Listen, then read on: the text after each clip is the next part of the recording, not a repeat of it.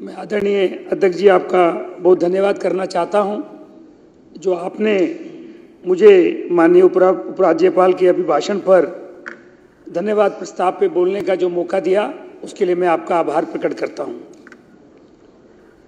अभी आदरणीय मंत्री, पीडब्ल्यूडी मंत्री, जो अन्य मंत्री, जल मंत्री भी हैं, सांसद प्रवेश जी ने बहुत डिटेल में सारी बातचीत हम सबके सामने रखी है। मैं उसी में कुछ चीजें जोड़ता हुआ अपनी बातें आगे रखना चाहता हूं। आदरणीय अध्यक्ष जी, जो माननीय उपराज्यपाल साहब ने हमारी सरकार का, हमारी आदरणीय मुख्यमंत्री महोदया का जो आने वाला समय में जो काम होगा, जो माननीय उपराज्यपाल साहब के अभिभाषण में जो चीजें लिखी गई हैं, विकसित दिल्ली, जो अभी तक दिल्ली एक ऐसा शहर है जिसको हम मिनी इंडिया मानते हैं, जिसके अंदर पूरे देश के लोग आके रहते हैं।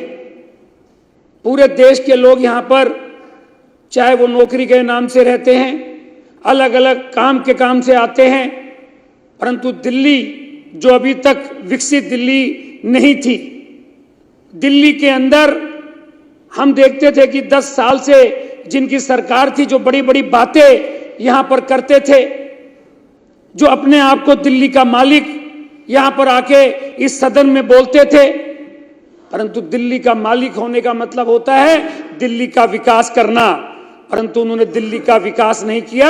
हमारी जो ये सरकार बनी है, हमारी आदरणीय मुख्यमंत्री जी के नेतृत्व में हमारे सभी मंत्रीगण माननीय मोदी जी के दिशा निर्देश पर और पूरे दिल्ली के अंदर विकास और विकास और विकास करेंगे।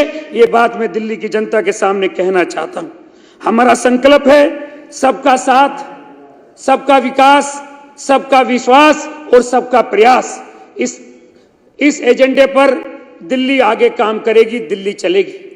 परंतु केजरीवाल जी जो पूर्व में मुख्यमंत्री रहे हैं, उन्होंने दिल्ली के लोगों को जब सरकार बनने से पहले उन्होंने एक सपना दिखाया, एक झूठा सपना दिखाया कि मैं इस दिल्ली में अलग राजनीति करूंगा, और वो अलग राजनीति लोगों ने सोचा शायद ये विकास की अलग राजनीति करेंगे, पर उन्होंने अलग राजनीति सच में करी, लोगों के सोचने से उल्टी राजनीति करी।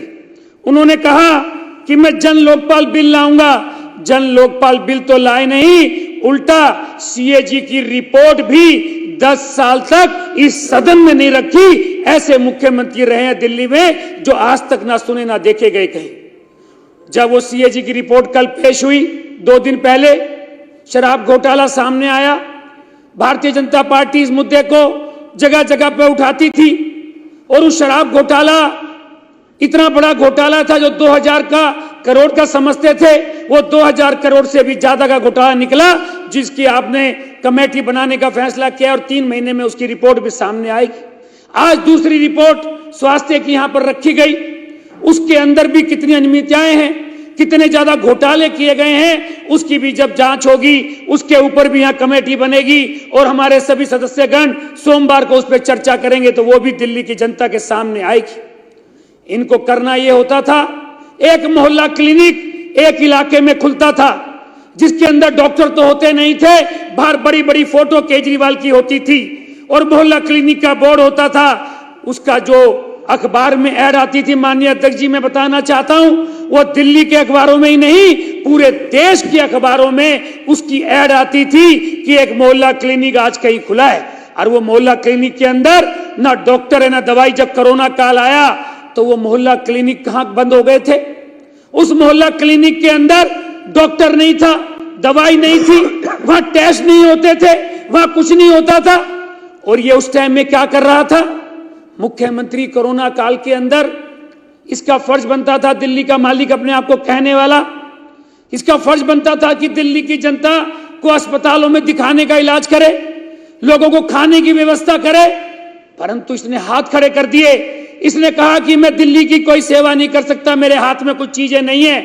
अरे जब तेरे हाथ में नहीं है तो दिल्ली का मालिक का दावा करता था, और वो अपने घर में शीश महल बनाने का काम करने लगा। शराब घोटाले का काम करने लगा। शराब की पॉलिसी अगर कहीं बनी है तो यह कोरोना काल में बनी है। इस बात का दुख पूरे दिल्ली की जनता को है और वही दुख इस दिल्ली की जनता ने अभी वोट के माध्यम से दिखाया और इनको 62 से 22 कर दिया। अध्यक्ष जी, मैं ये बताना चाहता हूं आपको। साथ ही ये ऐसा धोखेबाज व्यक्ति है जिसने अन्ना हजारे को धोखा दिया, जिसने अपने घर में अपनी सांसद को स्वाति मालीवाल जी को पिटवाया, अपने ही पीए से पिटवाया। इतना गलत काम ये करने वाला व्यक्ति, जिसने हर जगह पर हमेशा अपने बच्चों की झूठी कसम खाकर काम करने वाला व्यक्ति, और जिसका अभी जिक्र भी किया था आदरणीय प्रवेश जी ने। अरे हम भी अपने सब कपड़े पहनते हैं, देश के सब लोग पहनते हैं, अपने साइज के लोग पहनते हैं कपड़े। वो जानबूझ के, अध्यक्ष जी मैं कहना चाहता हूं, वो कपड़ा 40 की अगर शर्ट है तो 44 की शर्ट पहनता था, जिससे लोगों को लगे कि ये शायद इसके पास नहीं होगी, गरीब है। अरे तूने जब शीश महल बनाया, जो शीश महल का पर्दाफाश भारतीय जनता पार्टी ने किया, और तेरे शराब घोटाले में जो करोड़ों रुपए तूने खाए, वो शर्ट भी चली गई और सब चीजें दिल्ली की जनता ने अलग कर दी। मैं बताना चाहता हूं साथ साथ आपको कि खाली शराब घोटाला और शीश महल घोटाला ही नहीं किया। अध्यक्ष जी घंटी बज गई क्या?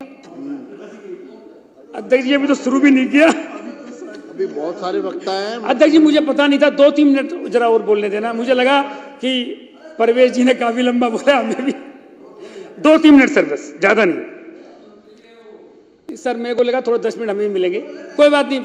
मैं माननीय अध्यक्ष जी 2-3 मिनट में बात समाप्त करूंगा। मैं माननीय अध्यक्ष जी आपके माध्यम से ये और बात दिल्ली की जनता के सामने रखना चाहता हूं कि जो मैनिफेस्टो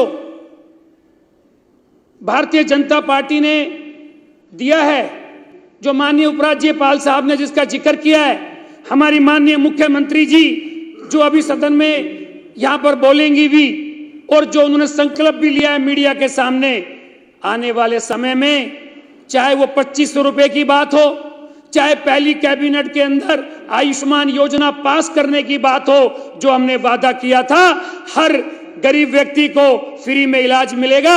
मैं बधाई देना चाहता हूं अपनी नई सरकार को, आते ही उन्होंने उस वादे को पूरा किया है और हर व्यक्ति को 10 लाख रुपए का फ्री का इलाज मिलेगा।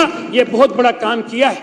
साथ ही जो अटल कैंटीन का वादा किया है हर झुग्गी बस्ती के अंदर, वो भी जरूर पूरा करेंगे और हर वहां पर गरीब व्यक्ति को 5 रुपए में खाना भी मिलेगा, गैस का सिलेंडर भी फ्री मिलेगा।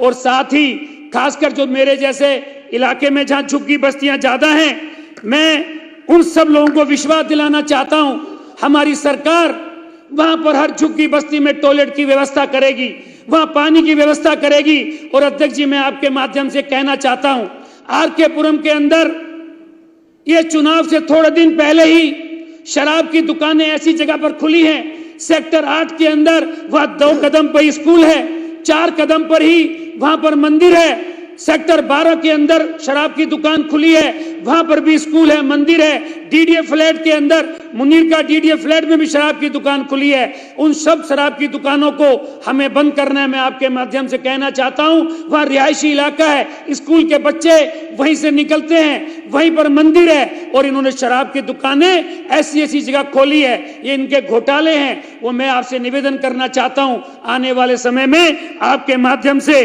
वो भी जरूर बंद होने का आपने प्रयास करना है। मेरे पास लिख के तो मैं बहुत चीज लाया था, पर आपने मुझे बोलने का अवसर दिया, उसके लिए मैं आपका धन्यवाद करता हूं। भारत माता की जय।